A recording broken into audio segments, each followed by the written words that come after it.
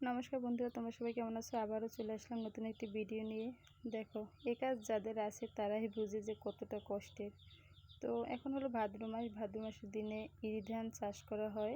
এর জন্য মানে অল্প কিছু ধান, তারপরও দেখো তা নিয়ে কতটা কষ্ট। এতটা কষ্ট মনে হয় যে মানে মাঘ ফাল্গুন মাসেও হয় না, যখন প্রচুর ধান হয়, মানে কি যে মোটা চালের, তখনও মনে অতটা কষ্ট হয় না। কিন্তু এখন যতটা কষ্ট হইতেছে, কারণ এই রৌদ্র কখন যে মানে কি হবে বলা যায় না। কথা আছে না, কে কখন হাসে, কে মানে কে কখন কাঁদে, বোঝা বড় মুশকিল।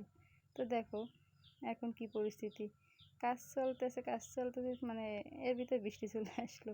এ কিন্তু মানে অনেকক্ষণ যে ধরে করেছি তা না, এ কিন্তু যে 3-4 মিনিটের হবে, এর বেশি মোটেও না। তো দেখো কি পরিস্থিতি। আবার দেখবো মানে একটু পরে রৌদ্র, বৃষ্টি শেষ, রৌদ্র উঠে গেছে। তো যার যে কাজ সে বুঝে যে কতটা কষ্ট হয়, কিছু করার নেই। তারপর এটা নিয়ে আমাদের থাকতে হবে। তো সবাই ভালো থাকো।